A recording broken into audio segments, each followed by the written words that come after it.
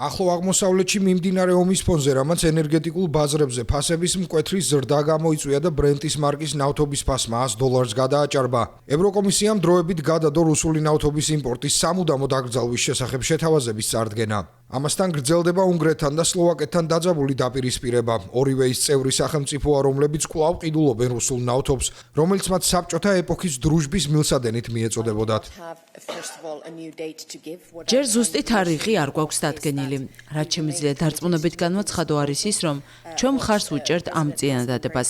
პრეზიდენტმა ნათლად განაცხადა, რომ რუსული ენერგიის იმპორტზე დაბრუნება სტრატეგიული და წარსულის შეცდომის გამეორება იქნებოდა. ჩვენ უკვე წარმატებით დავამკვიდრეთ და აღვასრულეთ ბუნებრივი აირის რეგულაცია, რომლის მიხედვითაც გასულ ოთხშაბათს უკვე აიკრძალა ბუნებრივი აირის ახალი მოკლევადიანი და გრძელვადიანი კონტრაქტები. ჩვენ მტკიცედ გვაქვს გადაწყვეტილი გავატაროთ სხვა ენერგეტიკული რეფორმებიც. კანონპროექტი, რომელიც Repower EU-ს საგზაო რუკის ნაწილია, სავარაუდოდ 15 აპრილს უნდა გამოქვეყნებულიყო, თუმცა ეს თარიღი ამჟამად კალენდარში აღარ არის მონიშნული. კომისია ამტკიცებს, რომ გადავადება პოლიტიკური კურსის შეცვლას არ ნიშნავს და დასძინა, რომ წინადადება არ გაუქმებულა და აუცილებლად გამოქვეყნდება.